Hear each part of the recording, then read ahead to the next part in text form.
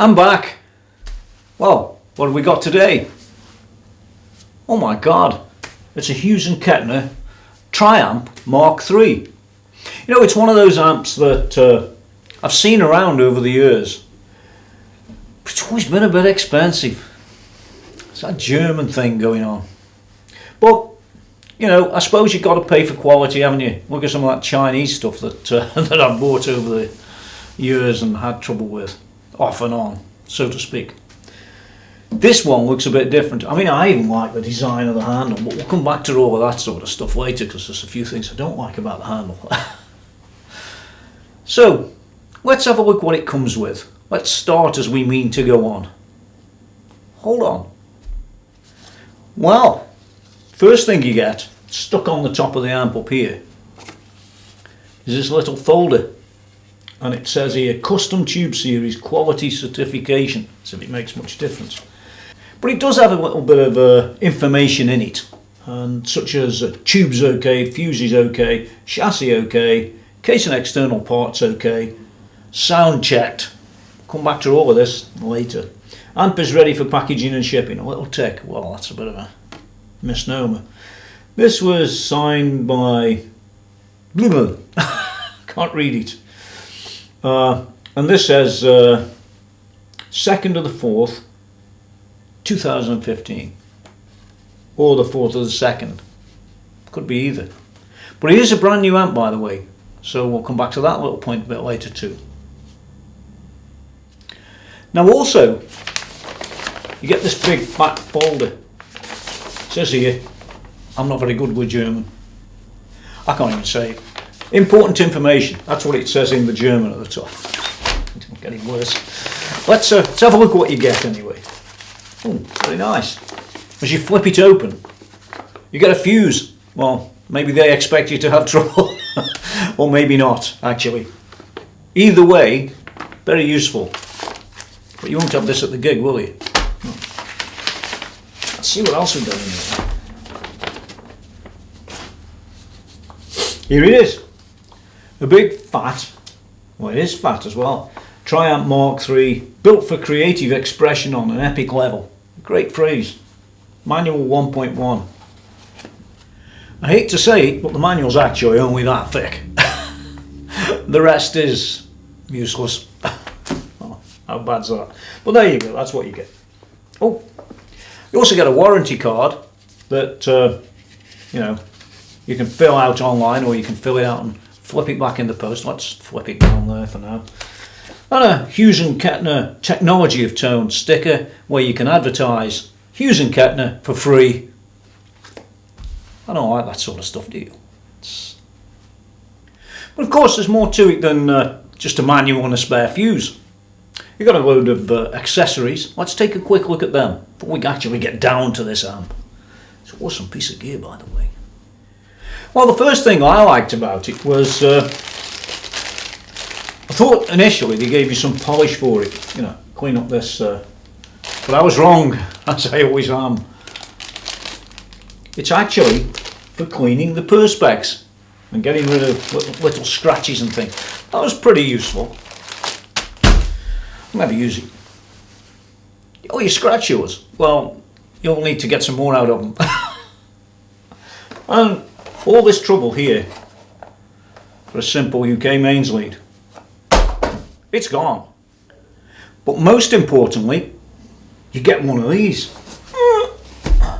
Now I've seen one of these before, you might or might not have, but it's a MIDI controller for the H&K amplifiers, and I do know it works on the Grandmeister 36 and probably some of the others, but it definitely works on this one because they supply it for free. Well, I'll take a quick look. We're not going to spend long on this. There it is. You've seen the sort of thing before. You've got an up and a down. What's this one here? You can set a delay on it. Oh, a delay. That should be interesting. I don't know where that's coming from. It isn't. Yeah, well, you know the thing, don't you? Let's put it back in here. Let's get rid. This is not really what the review's about. But in any case, it weighs 5.3 pounds and you're going to be lugging that around with you. We'll come back to weight. Oh, Heavy, wrong word. Yeah, fantastic. What's that? Oh, it's you. I wondered where you got to. How you doing? Get out of here.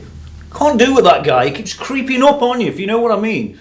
You don't want to see them sort, do you? I mean, he's crinkled and pretty ugly. Actually, it reminds me of somebody else. But let's get back to the amp. Here we go.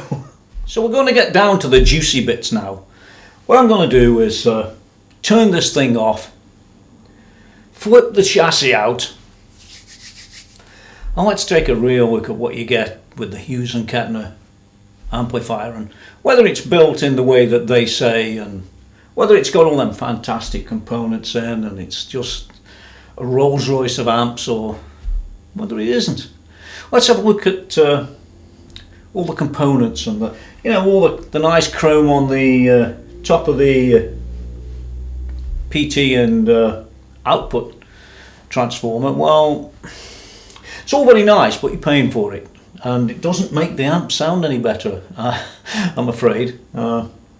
So I'm going to whip it apart, and I'll see you in a minute. Might be half an hour or two to me. Now that's an amp that takes a little bit of getting out the packet. Especially with this thing on the back, this Perspex, it's a bit awkward. And what I would say is, anybody who wants to pull one of these out of the cabinet needs to be a bit careful on the H&K front. I haven't damaged anything, by the way, but you might. So let's get down a bit closer and have a quick scan over the top of the chassis, and then we'll get to the important bit inside. I'm looking forward to seeing inside this one. I haven't actually flipped it over yet. Yeah, it should be good. Show you things you never see. Hold on. Well, here we are. I guess we're ready to go.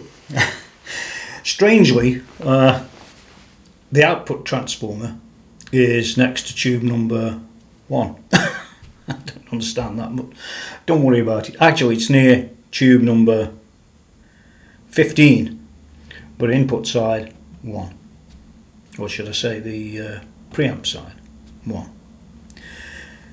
I like the chrome. I don't know about you, but of course you're paying for that, aren't you? And you're going to be paying quite a bit of money, I guess, for that.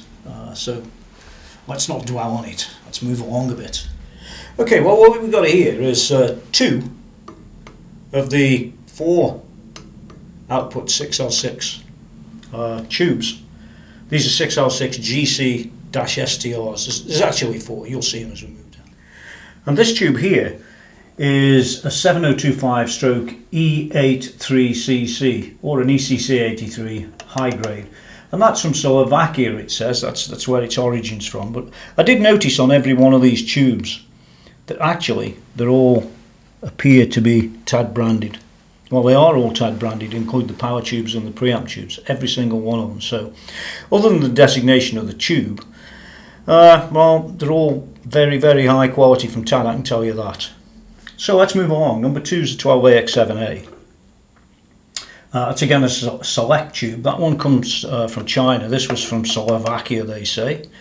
Next one down is from, it's another ECC83 from Slovakia. Next one down, another ECC Select from Slovakia. In fact, all of these down this area as we move down tend to be ECC83s until we get to the end, really. So there's not much to look at.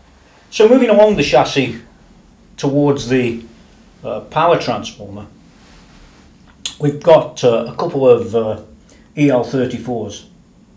Now these EL34s are pretty chunky. They say they're China. They say all these power tubes are China, but they are stamped with the TAD logo, so they will have been through all that TAD testing and checking.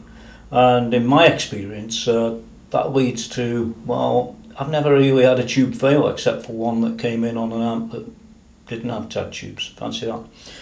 So, very high quality. And another thing I did notice that I'll probably flip it up on the screen, is that on these power tubes here, the 6L6s, they had a rating of 4, and these two had a rating of 5. So those have been very, very well matched all across the board.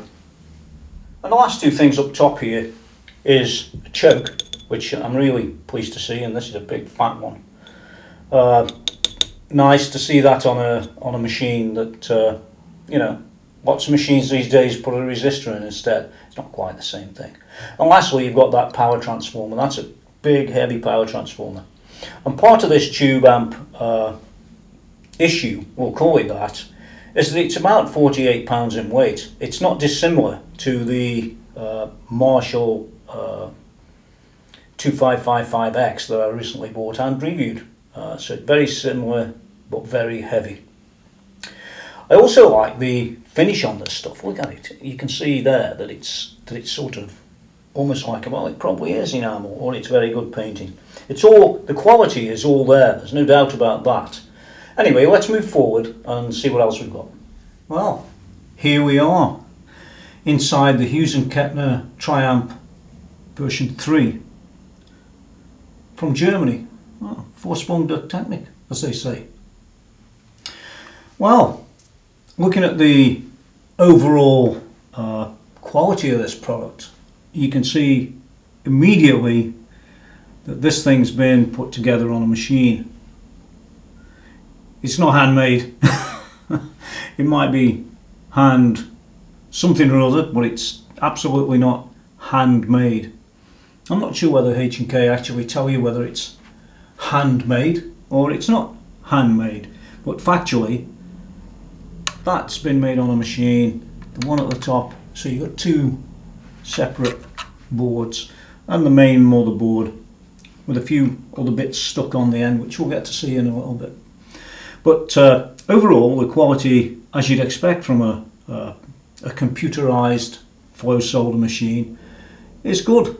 The components also look good, actually. I haven't seen anything proportionally out of the way in this one, like I did on the diesel that had a bit of a online fix. This one looks pretty good. So what I'm going to do is we're going to zoom in a bit closer and have a look at the various sections. I mean, there's only so much to see inside one of these modern amps, but it does give you a really good idea of what you're really paying for, you know, what you're getting for that money, and whether it really was handmade or it's not handmade, or it's this or it's that. I mean, I suspect, my own view is that because this is flow soldered, it could have been flow soldered in Germany or flow soldered in, well, China. Do the flow soldering machines work any different? No, they don't. They're just as good on a rolling piece of equipment as they are on, well, as they are on this, actually. So let's move forward and take a closer look now at the guts. No, not mine. Come on. Okay. Well, first things first. Power transformer. The good news is it's made in Germany by a company called, I can't even read it right, Gelonic, Germany. There it is. The bad news is you're not converting this to 110 120 volts anytime soon, because you'd have to take this power transformer out and flip in a new one, and maybe change a few other little bits and pieces as well, such as the fuses that are just down off camera, which we'll get to see in a moment. So pretty well made transformer. You can see the specs on the screen here, so you've got a good idea of what the amp requires and all that stuff. Let's move a bit further. Not exactly as you'd expect. You can see right there it says 250 volts, da, da, da, da, all that sort of stuff, a little bit of smoothing and who knows what else in there. And then you can just see here, I'm tapping on this PCB that runs across this PCB runs across the entire front of the amplifier, and it's got the bottom row of controls on it. The top row of controls are further back, which we'll see in a moment. Getting this end of the amp in a bit more context, you can see there's some capacitors there, probably smoothing capacitor type of things. There's some of these things kicking around. I'll look at what them are maybe later, or maybe not. Tell you what, let's have a quick zoom. And there's the bit I was talking about. These things and these things these seem to me a bit like the sort of things you find in in Mesa Boogie, you know, for flipping things, switching out channels or switching things one way or another. Let's put it that way around. But I know that many people well know what they are. I'm not one of them. Not that it matters. We're here to look at the quality, not the quantity, aren't we? Now moving along a bit on this sort of back end of the chassis, that's the back up here. The front's down there. You can see the power tubes, or at least sockets for 3 of them. See them? And they're associated little bits of wherever them are. And there's a quick shot of the numbers that are on that particular component. And of course further down below these you've got preamp tube after preamp tube as you will in this amp, and along they go that away. Yeah. But overall, you take a look at the quality, like I said, you can see there's nothing out of the ordinary in here. It all looks pretty nice, really. As far as I can determine, that is. Nobody tells me anything, why they don't tell you. And even at the other end of the board, we've moved this way, you can still see those preamp tubes, one after the other, all the way down. Oh, look, test point. See? Test point, test point, test point, test point, test point, test point, test point. The thing about test points like that, if you've got a proper schematic diagram, you could certainly move forward and help fix this amp pretty easily. If you haven't got the schematic and you haven't got a clue what the test points are, well, actually they do. If you look at this one, let me zoom in. As you can see, 275 volts, TP19. This test point also has, well, very little on it, but you get the idea. Now, as to where we are in this this amplifier at the moment, is I'm towards the inputs that way, down at the bottom. I just wanted to show you these couple of boards here. There's actually 2 of them. I'll see if I can get in a bit closer so we can see what's going on there. Just for your own information, these are called Module 1 and Module 2. And, well, what do they do? Well, I don't really know. I haven't got a PCB a schematic diagram. So, but the point is, looking at them, you can see, again, that the quality's there. You know, it all looks pretty cool. That's the important thing. Now, for those of you that wondered about the boost on the input, you can see there's the input, right there. And it's on this little PCB, which I reckon is there to give you that little boost, because right there, you see it, there, is the switch that gives you the boost. So it's pretty obvious that, well, that relates to boost, and I think that little chip there has probably got something to do with it. See it? I might throw a picture up on the screen of what that is, and we've got another one of those little switching things down there. And the rest of it. So it's on a little PCB. If you get any problems, I guess they might sell you one or they might not, but there you go. And this wire here, by the way, just in case you're wondering, is the wire that goes to the front of the plexi board. Down there. Now then, down here we've got, these are the volumes and tones and the rest of it that are on the front of the amp. But just the other side of this PCB here, we've got some more of them. So there's the other row at this side. Again, you could effectively take out this PCB and fix those easy enough, but I'm not sure how easy it would be to fix one of them. For example, you imagine getting down in there and fixing one. These are the type with the little sort of legs on them that are sort of holding them in place and strengthening them up in their position, that type of thing, you know. So I can see if you get a volume or a tone pot problem, or a master volume problem, or something like that, it could be fun depending on which board it's on. This board's no problem, that board, wow. That board there's a nightmare if you've got to change any of them. Well, it goes for a lot of the things on there, actually. Yeah, what more can I say? Let's zoom back out. Well, there's a Triamp as you've never seen one, and I'm pretty sure that there's none kicking around on the internet, and certainly not on video in the way that this is. Of course, some people would say that, well, it's a bit of a waste of time. What are you looking inside for? I want to hear how it sounds. Well, we're going to get to that. Don't worry about that. But my opinion is that we do need to look inside these products, and we do need to decide whether it's handmade here or it's machine built there, or you get the idea. You're paying for it. This is a very, very expensive amp, and I'll come back to that later. So there's the quick look inside. I'm going to flip it back in its case. You get out of breath doing this stuff, I tell you, with the weights of this. And yeah, I'll see you in a minute. I hope that inside was really interesting, because it interests me quite a lot on this amp.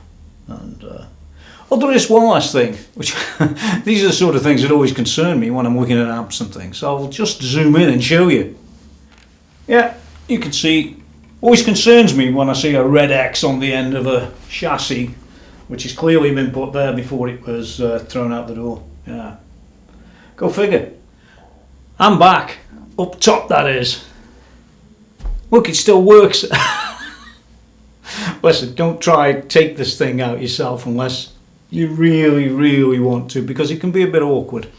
And I think that just what we're on the subject, and I've just left reinstalling it. Some of the plates, and indeed the chassis, don't fit exactly in the cabinet.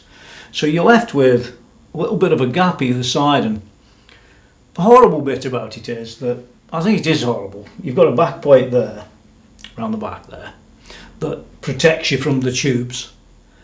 But it's got about 1/4 of an inch gap, so it's made a bit short, if you will. And when you put it back in, as the same as when you pulled it out, I might add, you end up with a little bit of a gap either side, and you could actually screw them screws in and distort the outside of the cab like that. So just be very, very careful when you're doing that sort of stuff. I mean, it's not a major criticism, but really, come on guys, it should be a little bit better than that. Yeah, bearing in mind the type of screws that you're using, they're just, you know, self-tapping screws into metal, and you know what happens with them, don't you? The Marshall ones often have captured nuts, things like that. It's a very expensive amp, and I would have expected to see that. But let's carry on. I'm going to go across the front, show you what's there. And if you're familiar with a Grandmeister 36 or any of those, as I am, I have one out there in the studio. Don't look too hard for the effects, because there aren't any. Okay, there's no reverb either. Expensive. Let's go and have a look anyway, and then we'll come back to it as we go. Hold on. Well, okay, here we are down at the front. I'm at the right hand side of the amp. That's where you put the input there. That's your guitar. You've got that switch for the stomp boost, which we will talk about later, and I did talk about on the chassis. You remember where the input was on the chassis? Well, that's where that little board is, standing vertically. But let's come back to the channels. These channels are based on different eras of amplifiers, and this top channel here, just think of that as being 1A. See it there. 1A is based on a 50s amplifier, so I can guess basically it's a Fender. Actually, it's extremely clean, that is. It's a very nice channel, and it's the cleanest amp channel that I've ever used, bar nothing. The only thing that's slightly strange, I mean, these are not like the Grandmeister things. These don't turn and turn and turn. These basically are like regular pots. Okay. Input 1A is the top. Input 1B, which is the next amplifier, is a 60s based. So you've got 50s, 60s. We'll move along as we go. The only thing I think that's a bit strange about them is that you've got master, treble, mid, bass, gain. Well, where I come from, these are master, bass, mid, treble, gain. I think it's like that on nearly every amp I've seen. This one's a bit obscure. And another thing about this is that If you see these little dots, well, can you see them? Just about close up on the video you can. But the fact is, what you've got to bear in mind here is that when you're across the room, you won't even see them. They're absolutely useless. They're about as useless, those knobs are, with this little dot, as it was on an Engel E670, which I had masses of problems trying to read these knobs across the room. Right? Oh, I'll give it a bit more top maybe, or oh, where's the knob? Oh, type of thing. It's a bad design. It always has been. Not just this manufacturer, but any of the others that do just that. What you really need is something in there that could work slightly better. Maybe a LED, or I don't know, you could do that these days. But what you don't want is exactly what you've got here. And for the sort of money that it is, well, go figure. So, those are the first two channels, as I said, 50s, 60s. You've got a boost there. We can flip that channel, or we can flip that channel. It's as easy as that. And I'll show you some things a bit when we get further down there. I just want to show you the basic layout of those, and we'll move on to the next two. Pretty boring again, really. They're just the same. So the amp might look technically difficult to use, but in reality, that there is an amp. Them across my fingers are an amp. So we had further back down there the 50s and the 60s. Well, I guess you can figure out that this one's the 70s across here, and the one below it is the 80s.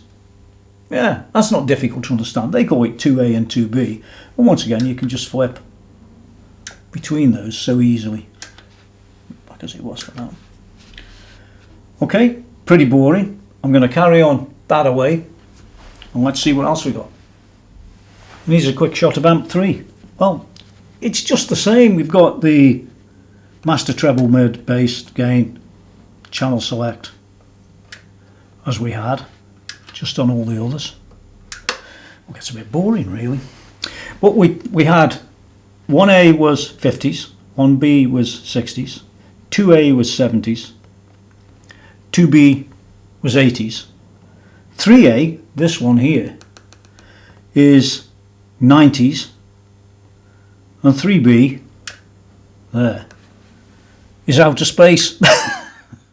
Actually, the 90s is sort of grungy type, but it makes a great lead guitar as well.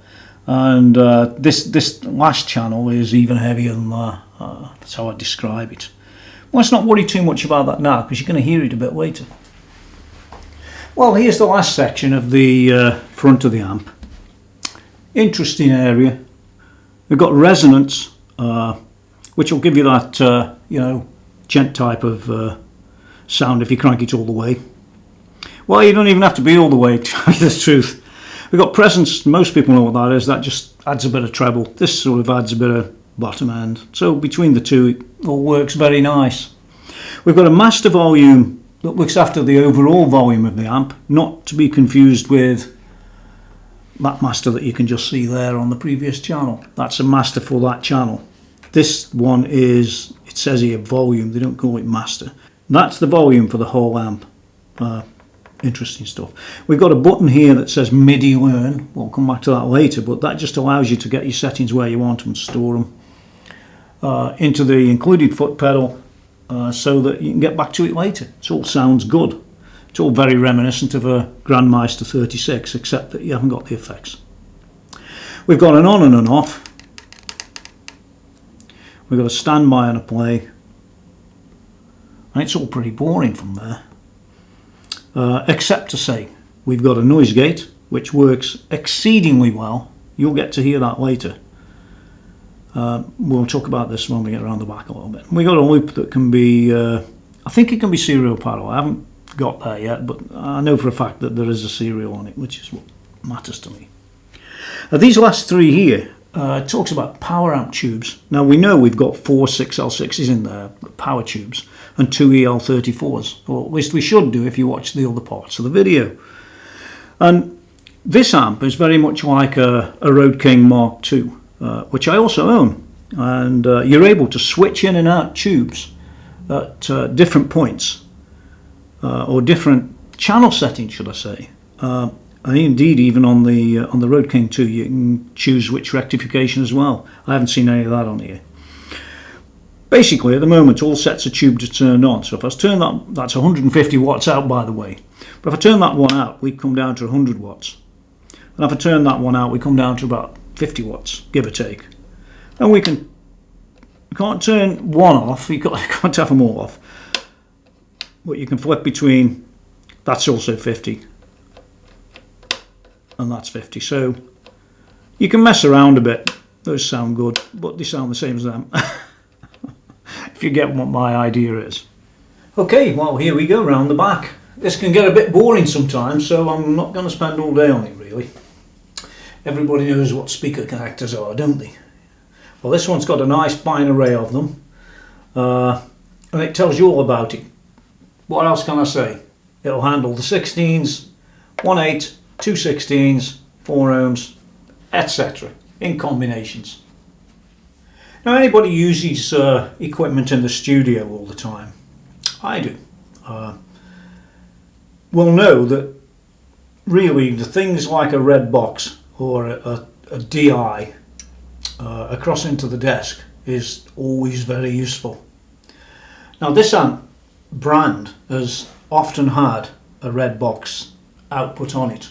Red box is the name that Hughes and Kettner apply to this industry standard sort of output.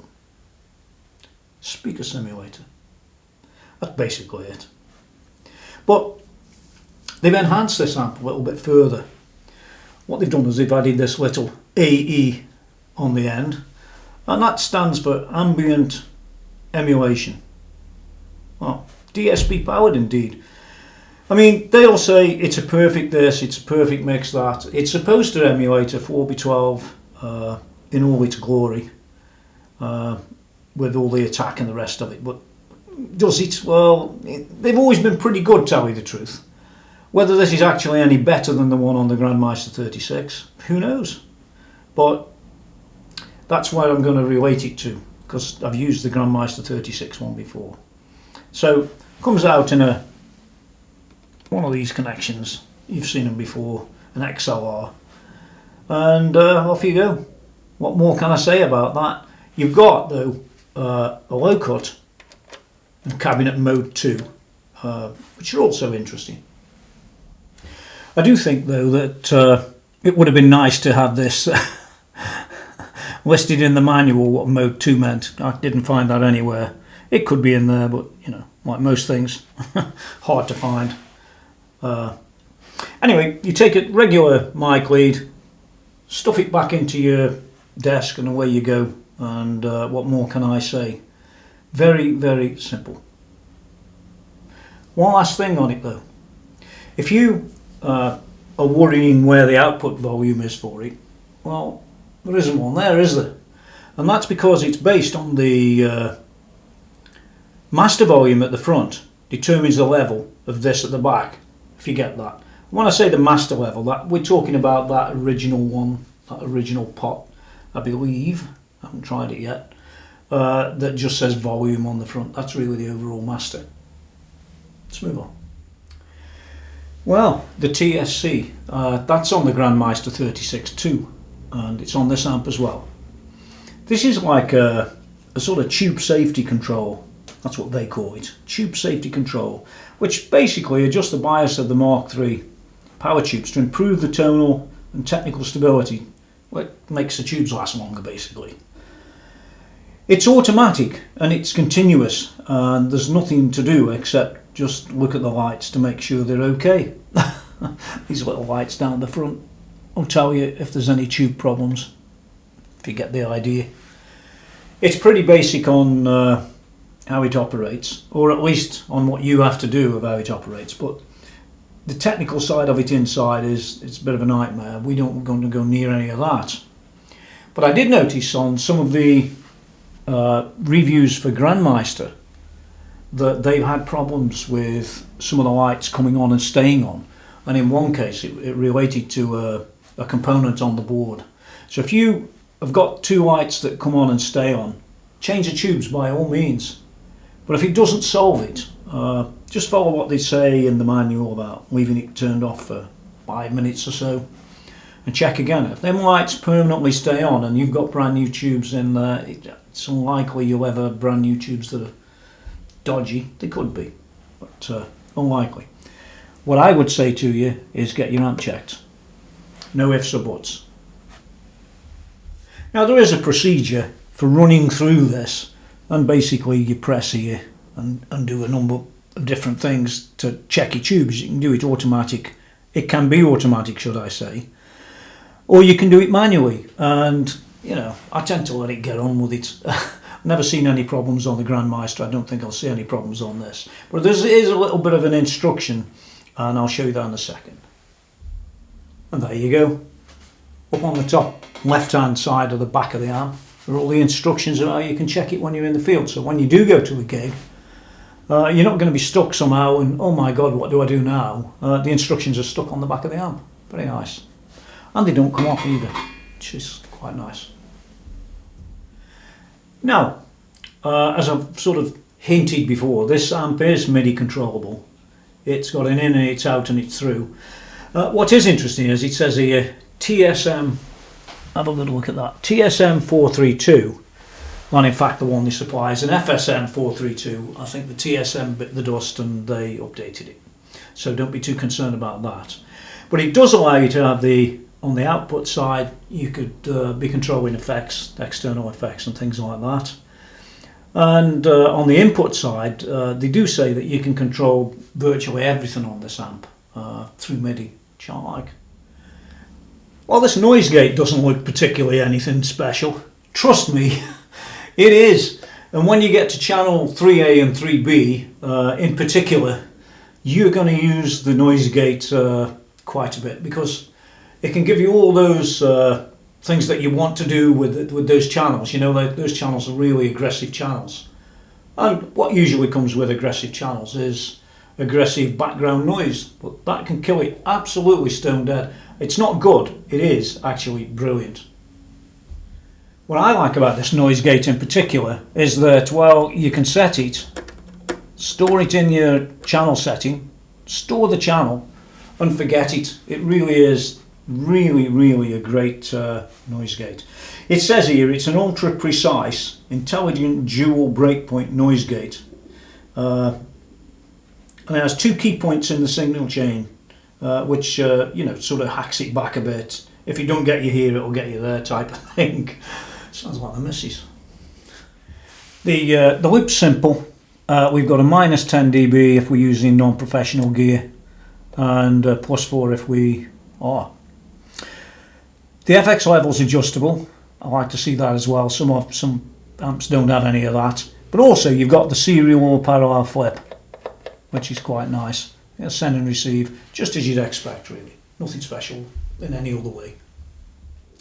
This master insert, as you see down here, basically it's an ancillary serial loop that lets you control master volume via a volume pedal. So you could volume pedal that.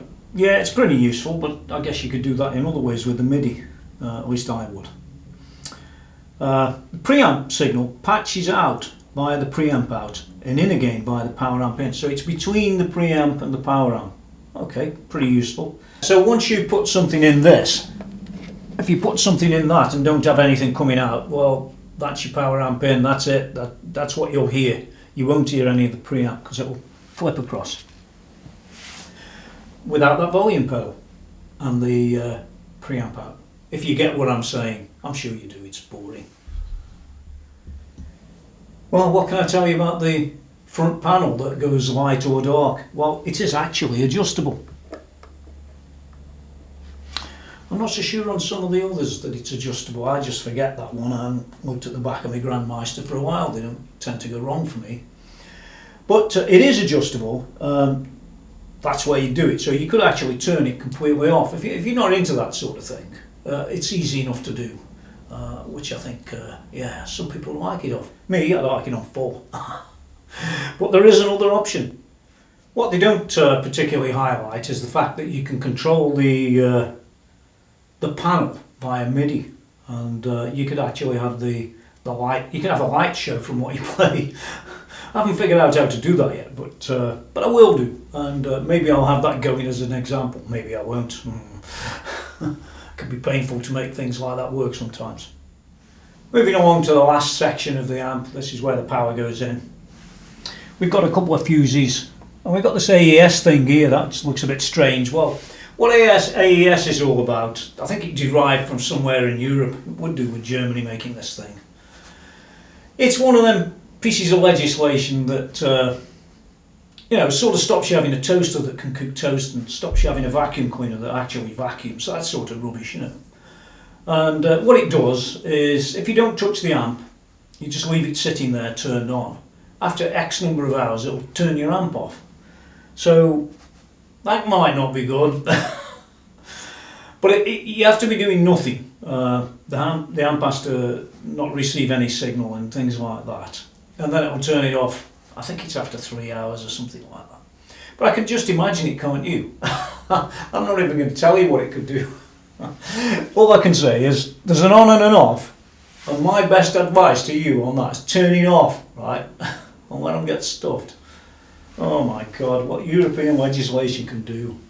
A couple of fuses there, one of which we saw supplied to us when we bought the one was supplied to us when we bought out the manual.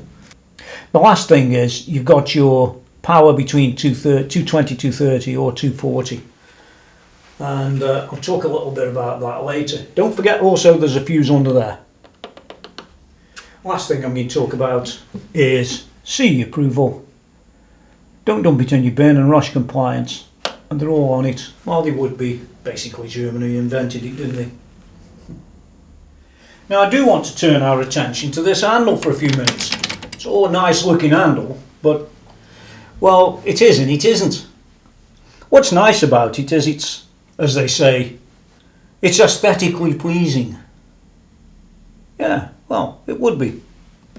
It's different than the others. What's not aesthetically pleasing about it is the fact that when I go and take another amp and I stuff it on top of this one, that carbuncle gets in the way. It's a real pain in the donkey. Think about that. Now, I can go and start screwing it apart, which I'm going to have to, so that I can make my amplifiers work as they're meant to be, one stacked above the other. But, come on, there's got to be some easier way. It's just hard work. Do they ever think about musicians having more than their amp? That's a great question. Lastly, while we're up here, we've got this metal panel. And part of the reason why it's a metal panel, if you look down there very carefully, you can see them little springs. The springs that hold the tubes in their sockets. And the springs are stuck. If you look really carefully, you can see these sections here. 1, 2, 3, 4, 5, 6. So there's 6 tubes and a bit of a gap at the end. It's all great, and it does hold your tubes in very nicely. What's not so great is what you really want is you want some cheese and you want some toast. And you can put it on the top here and cook it. It's a bit like the Grandmeister 36. Yeah, I fried an egg on one of them. But that's another story. I'll put a link up somewhere, maybe up there, where you can go and check out the Grandmeister 36 cooking eggs. So I thought it was quite good at the time.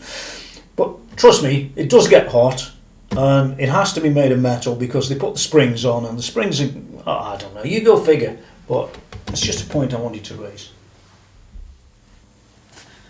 I'm back again. Oh, it's never ending. It's still working, it's still getting hot, it's still doing all the things it should do, and some of the things it shouldn't.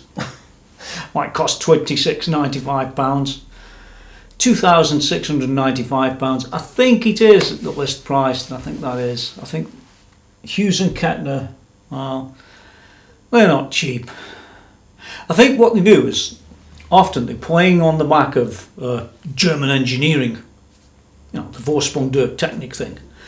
Well, that's all well and good if you're an engineer, with gears and things. But I think it's a bit less so when you start coming across back to electronic components, because most of the components are made in the Far East. He don't make components, he buys them in. And they're assembled on a machine. There's no ifs or buts about that. It's a bit different than the likes of some other people that I could mention, where they actually do make the amp one at a time. This isn't made quite in the same way. They're probably, well, they're not probably, they are actually pushed through a solder machine. So, being a Grandmeister owner and buying one of these as well, at first sight you think this is just the same as a Grandmeister but bigger and better. I'm not sure about better. It's got more channels, you can get different sounds, so it's more flexible, probably, but it doesn't have any effects in it. And like I said, for that £2,695, that's a lot of money. That's about $4,000 I believe they sell them for in the USA, and I think that's a little bit overpriced, don't you? So what are my opinions? Well, as I've said, it's overpriced. I don't think there's any doubt about that. By the way, while we're on overpriced, I didn't pay that price for this one. Hot Rocks UK. You heard of them, they sell tubes and things like that in England. They had one for 1950 quid or pounds. And I thought that was a reasonable deal. Well, reasonable. At 1950 it's still, in my opinion, still overpriced. And I'll tell you why that is in a second. But at 2695 or 2600 or whatever that figure is, it's somewhere very near there, or $4,000. I think it's way overpriced, and you know, I look at the back of the amp and I see things like a 230, 240 switch, which I had this argument with the likes of Hughes and Kettner at one stage about why they only made their amps in one specific voltage, pretty much like most of the other people do. And there's no real answer, is there, except to say that you want to limit the market that you're selling this amp into. That's the real truth of it. They'll harp on about European homogenization and rubbish like that, when factually they're just limiting their own market and price fixing. Oh, sorry, maintaining prices. Yeah, I didn't mean to say price fixing, that's the wrong word. You're not allowed to use that, and that's illegal. So they don't do that, just to make it clear. But where I have problems with this amp isn't in its sound. It sounds good. It isn't in its quality. It's good quality. There's no doubt about that. It's really nice quality. It isn't in most things. Its weight's one of them. I have problems with that. But what I really have problems with the Triamp Mark III, so I happen to have a Road King Mark II. And the Road King Mark II has got 2 channels less, but it's got 30,000 things more than what this does. It hasn't got MIDI, but I can switch speaker cabs. I can have any one of 3 or 4 emulations at the back there. I can set them up to this or that. I can have tube rectification, or I can have silicon rectification, and so on and so forth, and on and on and on it goes. If I was to compare the two, which I might do sometime, then you might really step back at this amp and say, well, that's probably the loser of the two. If there is a loser, they're both great amps, but it's that comparison that bothers me. Now, most people haven't got a Road King Mark II to sit back on and, oh yeah, well, you know, why do I want one of these? But it's a nagging thought in the back of my mind as to whether this is the viable subject to buy, or whether the Road King 2 is the viable subject. Road King 2 has an incredible channel 3 and channel 4. It's not quite as clean as this one. This is very, very clean. Anyway, I just thought I'd mention that. So let's cover the things I do like rather than the things I don't like first. I do like the colour. I liked it on the Grandmeister too. I like even better the fact that you can take this colour and you can sort of make it play like a disco. Yeah, we'll call it that. I like that. I'm bad that way, or is that mad? Bad or mad, take your pick. I like how you can store every parameter on the front with MIDI, and now you can control any one of these pots with MIDI. You could probably do that in real time given the choice. Yeah, I haven't checked yet, but I have a sneaky feeling you will. I like I like the choice of the tubes here, but to be honest, that's nothing new compared to the Road King 2 that I was talking about. I like the noise gate. The noise gate is incredibly good. There's no doubt about that. I also like the fact that the loop is serial. I know it sounds so obvious, but there's a lot of amps that are around that have either got just parallel or parallel serial, and the parallel don't work right, and you'll know what I mean. You'll know what I mean. I also like the fact on this amp that FSM 432, I think it is, that MIDI controller pedals thrown in, because I know they're at least 150 quid. Yeah, quid, pounds, you know. Point is that it's there, it's free with it, and it does really allow you to control the amp in ways that you might not want to, or might not be able to, shall I say, with other pedals. But I guess a MIDI pedal's a MIDI pedal, isn't it? Yeah. I also like the red box. The red box aspect of this amp, like the Grandmeister 36, is very, very good. And I used the Grandmeister 36 a fair bit at one stage, you know, with this red box. This one, well, it remains to be seen whether it's better with its AE option. But often I think of these AE options as something that's there, and maybe you can turn it off and maybe you can't. And if you can't turn it off and it sounds not what you want, oh. Anyway, we'll think about that another time. As I've said, the sounds are awesome. That's, you know, goes without saying. To be honest, it is a very nice sounding amp, and you're going to get to hear it presently. But what about the things I don't like? There's got to be some, and I'm being genuine in my views. You know, they really are things I don't like. I'm not just saying it. Some people do. Well, here's a few of the things I don't like. I don't like the weight at 48 pounds, give or take. That's about, yeah. It's a lot of kilos. I don't work in kilos, that's for the Europeans. Yeah, don't like that. I don't like this handle. And the reason I don't like the handle, it's a bit of a pain in the neck if you can put another amp on the top, which I always do, or nearly always do. This is a bit too heavy. I'm sitting above some Marshall, I'm telling you now, it'll fall over. So instability if you put it high up because of its weight. I don't like also how the back panel isn't actually the correct size for the case, which means when you put your screws in, if you start over tightening, you'll see the case buckle backwards like this. You over tighten them, so I don't like that. I'm not too keen on this getting hot in the way that it does. You know, while there is protection from the springs sending that temperature up there, you've still got the thermals going up and warming that up. Yeah, not as bad as the Grandmeister. That was, well, great for frying eggs. What else don't I like? Well, I don't like that there's no effects in the unit. I think for £2,695 or $4,000, and I can buy a Grandmeister for about 900 quid or $1,300, give or take, street price. I think, yeah, I think it's a bit of a rip-off. Yeah.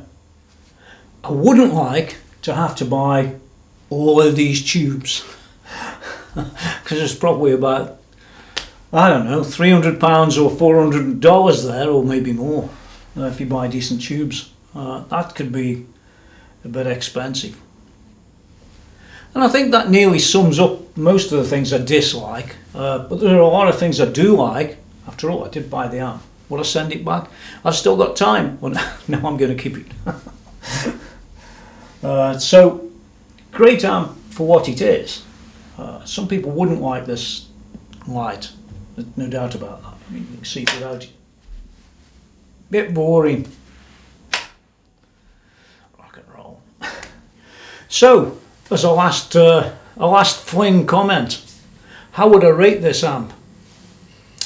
Well, it's certainly similar money, a bit cheaper in England than a Rode King 3, which I think these days is about 3,000 something odd pounds. But it does have some shortcomings compared to that particular amp. But let's not compare it too closely. What I would say is it's expensive for what it is, and one of the biggest drawbacks for me when I look at it is its weight, its price, and those other things that I've already mentioned. So as a score out of 10, it's going to get, I'm afraid, it's going to get about a 7. That's about as good as it gets for this amp. Go and compare that to the Grandmeister review I did, where I think the Grandmeister got a 9 or a 10. So sums it up really, doesn't it? Oh, one last thing. As one German guy said, I couldn't stand it when I saw him and heard him. Oh, unbelievable. One German guy said, "Oh, you're not part of the Europe. Pretty soon you won't be able to buy these or get the warranty." Guess what? Who cares? You don't want to sell it? You know where to put it, don't you? That's for the Americans. You're not part of Europe either, guys, but they're quite happily supplying you, aren't they? Yeah. What imbeciles. I just thought that was funny at the time. He was the right character. With all the information you've gleaned from this video so far, you should be in a position to make a really great informed decision as to whether you want to buy one of these or you don't. And when you've heard it played, well, that's just the cream on the cake. I mean, you don't want to buy something that's unreliable and things like that. And you don't want anything that sounds, well, not very good. I could have said something else. So that's it for now. You're going to get the music any second coming up that way. Yeah, it's coming. And yeah, I'll see you again soon on the next review. I've got a few of them coming. And don't forget to listen to the album that, or one of the tracks off the album that I did recently at the end of the video. Yeah, it's quite nice. Well, I think it is. What do you mean you don't like it? Get out of here and watch the video. Till next time. Okay, here we are in the studio with the Hughes and Kettner Triamp Mark III.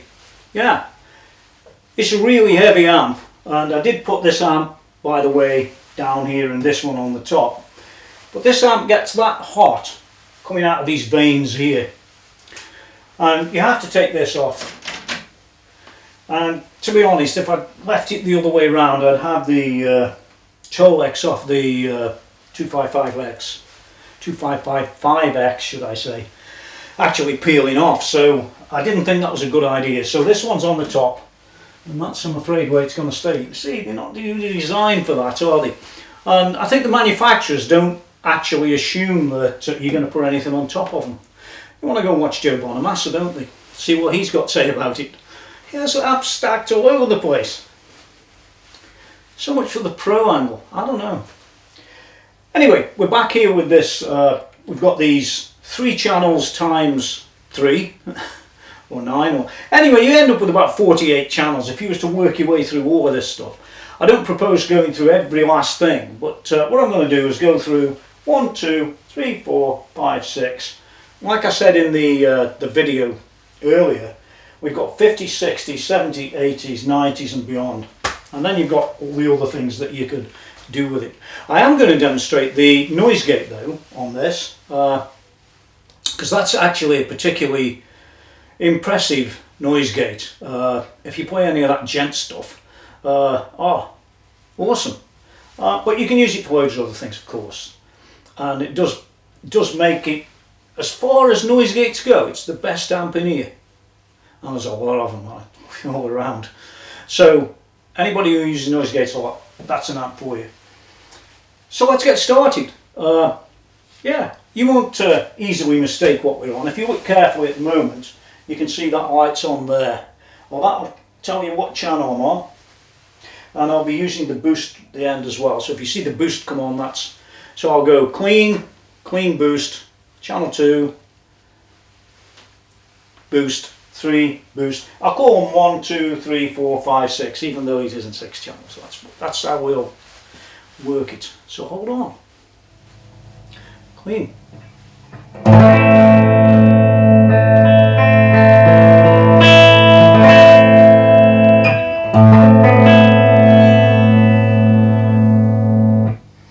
And with the boost.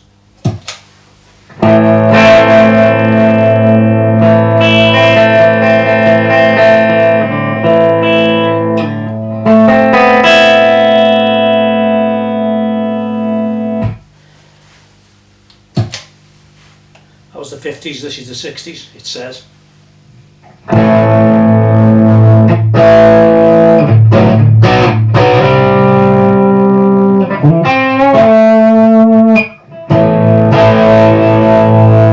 More the boost.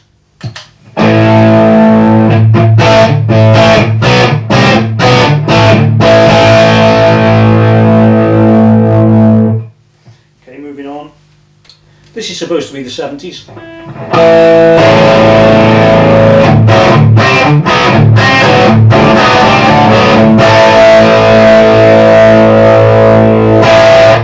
With a boost.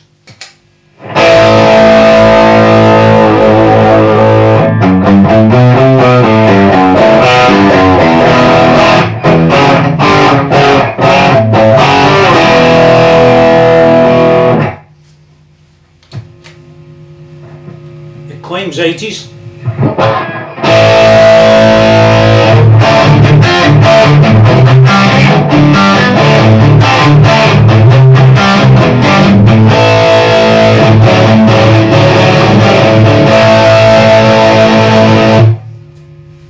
And with a boost.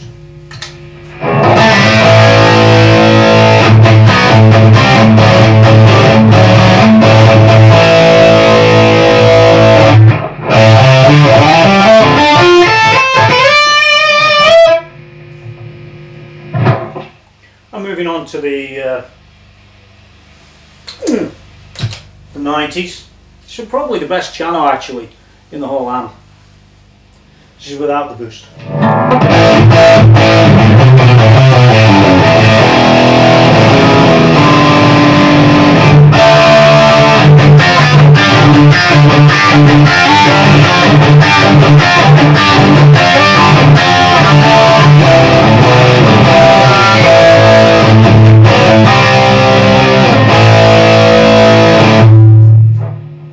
And with a boost.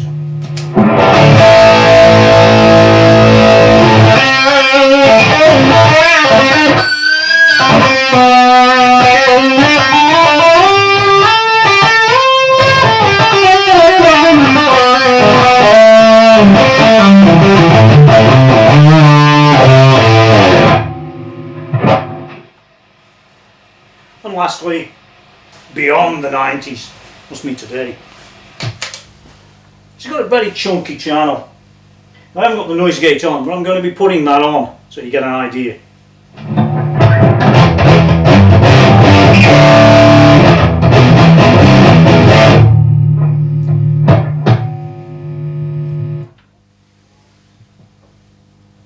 Quiet.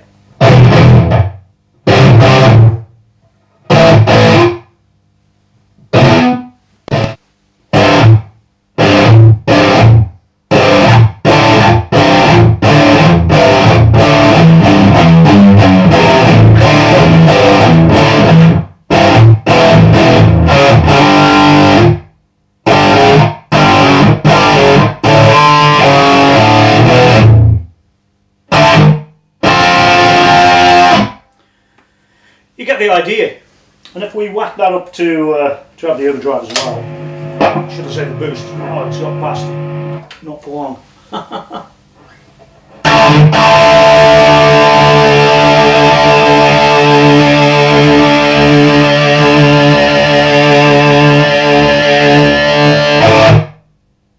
Awesome.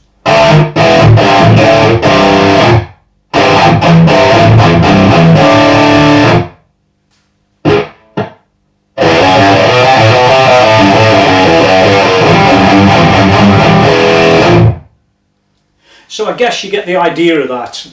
It's a pretty awesome amp. I don't know how it's going to come out on the video, but Now, I did all that with the microphone actually, so you know, this one here.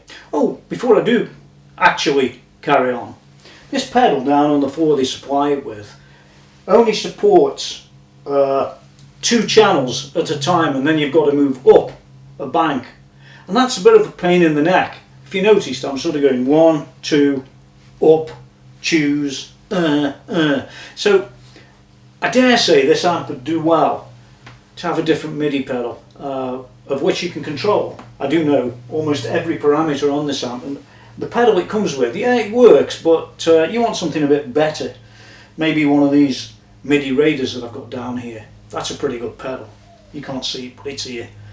Or maybe a Ground Control Pro, but that's a little bit old now. The Raider's a little bit better, I think. Just thought I'd mention that. Well, just before I do go, we can talk about the amp and, you know, its costs and things. I've covered nearly all of that stuff way back, and I think I gave it a rating. It's the weight and then it's the heat, the 2 things that I particularly dislike. And the third thing I'm not too keen about is that darn pedal. It comes with the pedal. Yeah, you can use it like I said, but to be honest, it wouldn't be my favourite choice of pedal. And on an amp that costs retail at the moment about £2,700, that's a joke. That's a pedal. Not worth the effort. So there you go. And then intro track off my album, and I'll see you next time. So get out of here. How do you do that?